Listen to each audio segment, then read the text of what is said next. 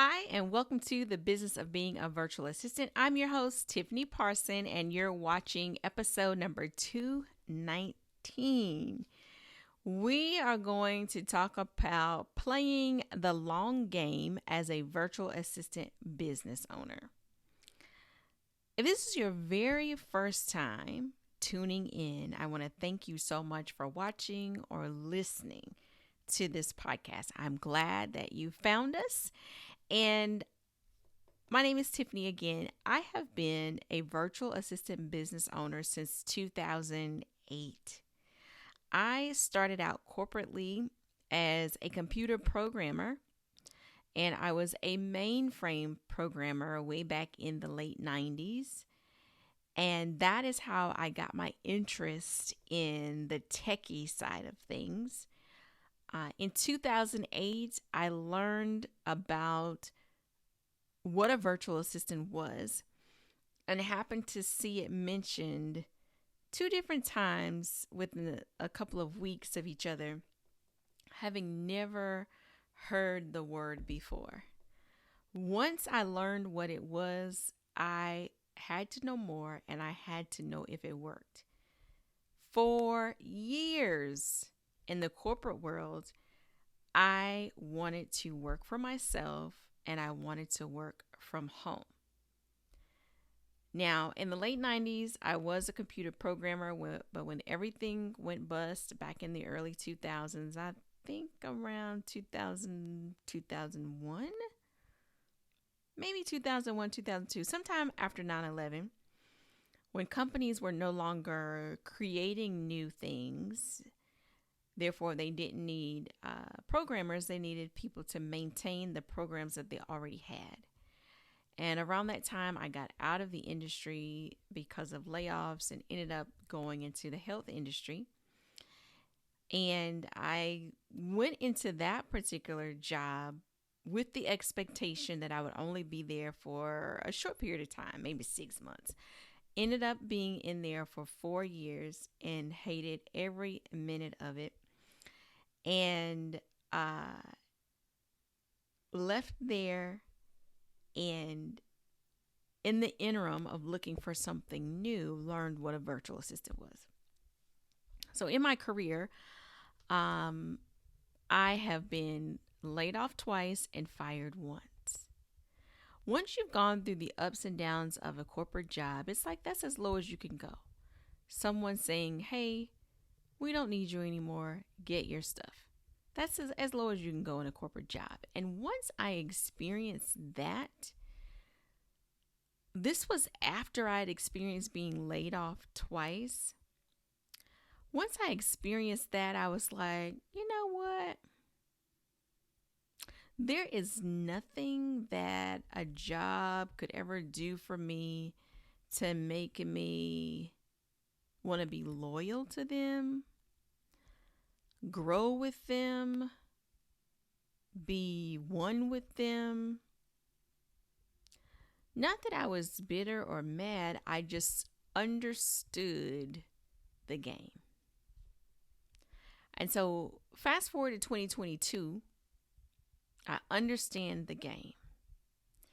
And maybe you are understanding the game now as well. Right before I started recording, I read that there are going to be, some layoffs in the mortgage industry here in my city.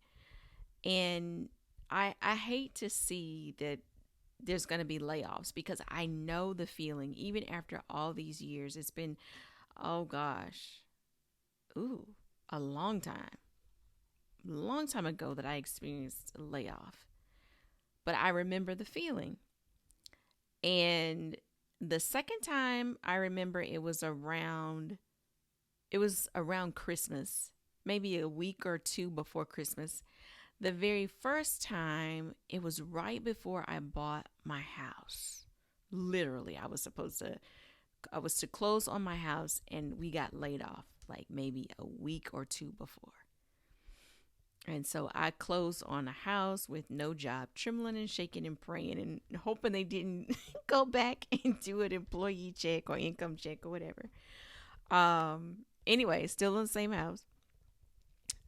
But I said all that to say that I know the feeling. And it's like once you realize, no jobs are guaranteed. We have their kids now graduating from high school and college, and just their future is bright. And I hope that parents aren't still advising their kids to get a good job, get an education and get a good job and stay with your job if your child desires to own their own thing or to be content creators or to do something that you have never done before. I hope we're still not discouraging our children because their world is way different from the world we grew up in, the world our parents and our grandparents grew up in. They don't even have to go to college these days. All the information is at their fingertips. They can go to school online if they want to. And you and I both know college is going to be there. It's not going anywhere.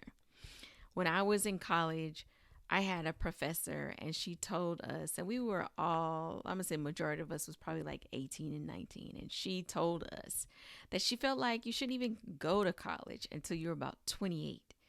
Because at that point, you have a better idea of what you want to do.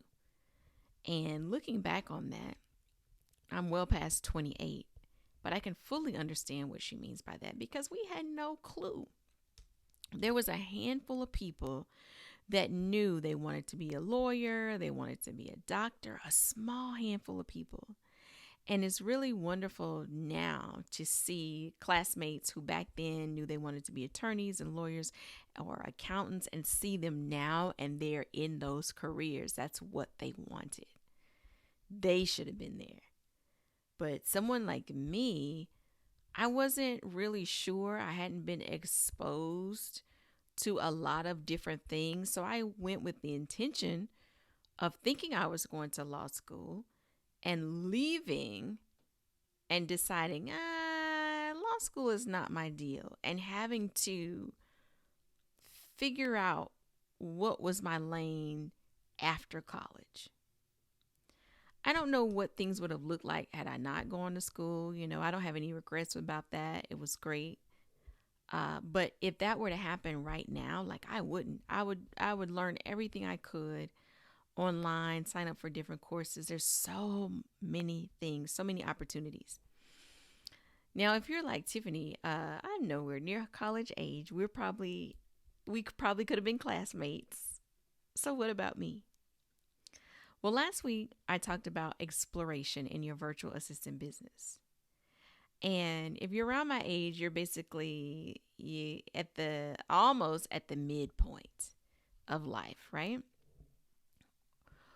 Our future is bright. We have lots of opportunity in front of us, just like someone who's just graduating from school. We have lots of opportunity in front of us. There's a chance for you to have second careers, third careers, to go back to school, to do whatever your heart's desire. It's all there available to you. One of the things that probably keeps you from seeking out those things is because of what people might say. I'm going to share something with you guys that this will be my first time sharing with you at my VIP group. They know, my team knows, but you guys on the podcast don't know this. During the pandemic, when everything was shut down and everybody was working home, and I'd been working at home forever by that time, or at least it seemed like forever. And I was looking for something more. I wanted to learn some other things. And I went to cosmetology school when the world was shut down. We actually did school for the first half of it online. It was perfect timing all the way around because I didn't have to change anything in my schedule. I was just adding something to my schedule. And while it was tough, I knew it was temporary. I did not worry about what people would think of me being 45.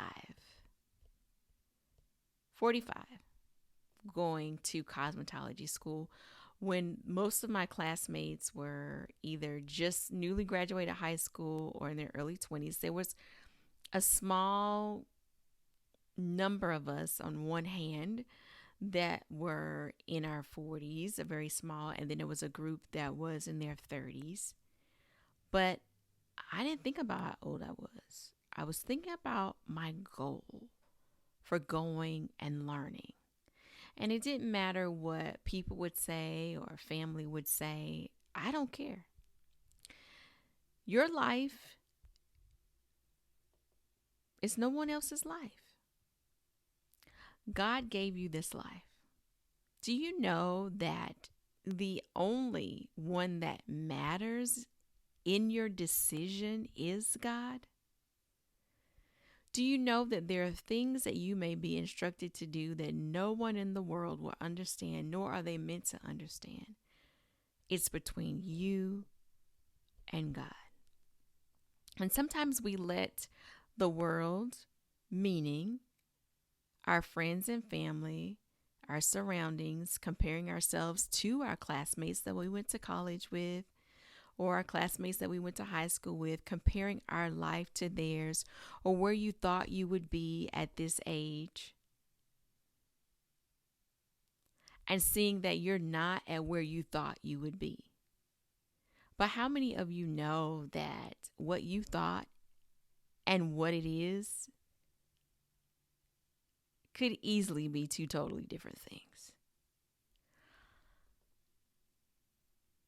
We can desire something, but if it's not meant for us, that just means it's not meant for us. It doesn't mean that we failed, that we're wrong, that we missed it. No, it means you get back up, you seek the Lord, and you find out, what does God want me to do? So I went back to school to learn about hair because I wanted to learn more about my hair in the process of going natural. And I did the full 1,500 hours of cosmetology school and have my cosmetology license. And in July, it'll be 1 year since I've had my license. But I wanted to learn more about that. And people, that knew kind of wonder, well, what about your other thing? My other thing continues. Virtual hired hand continues. I built a team during the same time because I knew that I could not handle all of it. Do you know that sometimes you have to surrender and get some help? I couldn't do it all by myself. I didn't want to do it all by myself. I was at the point where I'd been in business by myself for 12 years. 2 years prior, I talked about wanting to develop a team, but I didn't know what to do first. In 2020, it didn't matter what needed to be done first. Team, clients, it didn't matter. I just knew that I couldn't do the current load by myself plus what I was taking on. So I was like, perfect, great opportunity to get a team. I love to train. And so I train my team. Everything I know, they know. If I learn something new, they learn something new. And we serve our clients. This makes it so that I can bring in new clients to our company, train the team, and everything rolls. And some things I don't have to train them on because they're all virtual assistant business owners in their own right.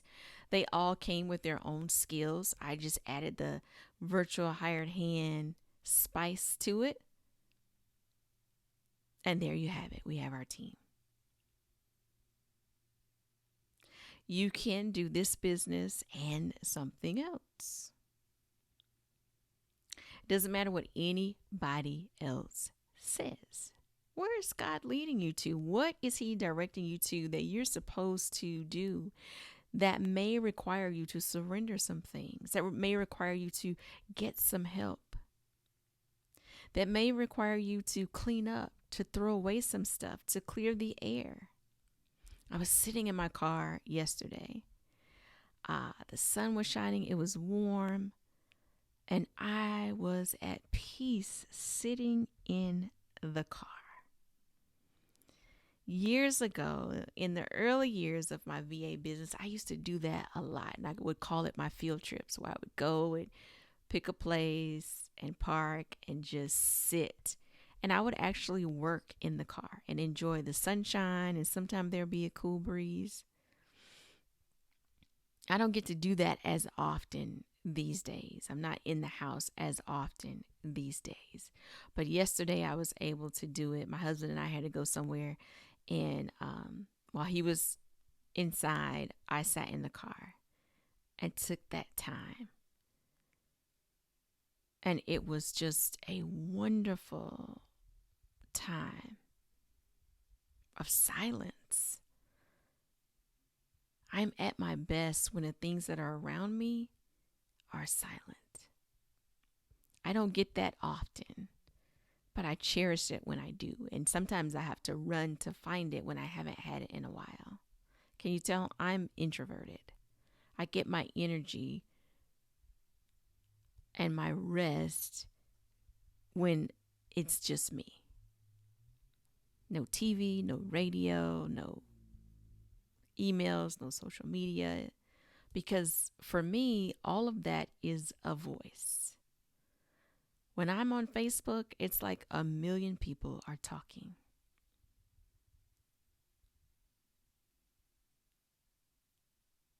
This is why I have to live a lifestyle of being unplugged as best as I can to eliminate a lot of the noise so I can hear, so I can recoup.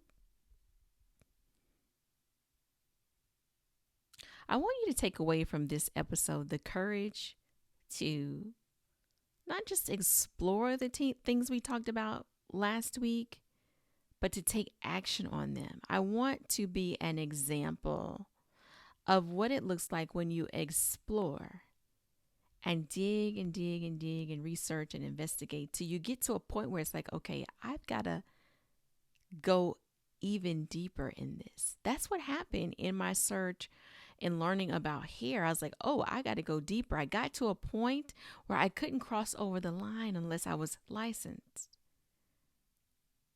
And so that's what I did. What is it that you're supposed to be doing that requires you to make a crazy leap? Looks crazy to those on the outside, but to you, you know it's right. And how do you know it's right? It could be that things fall into place. It could be that there's a sense of peace. It could be that you can't get it off your mind. Seek God. Find out. There's so much that we're supposed to be doing in this world. We have to do it, y'all. One by one, we have to do our part. We're all a part of this greater puzzle. What's your piece? Thanks so much for tuning in this week. I appreciate each and every one of you for listening to this podcast. I got on today, and this was not my plan. We were going to talk about the long game of a virtual assistant business. So we'll get into that next week. I've got 3 questions that I jotted down I was going to answer. But this was more important. This is basically part B to last week's episode. So anyway, thanks again for tuning in. You guys have a wonderful and fantastic day.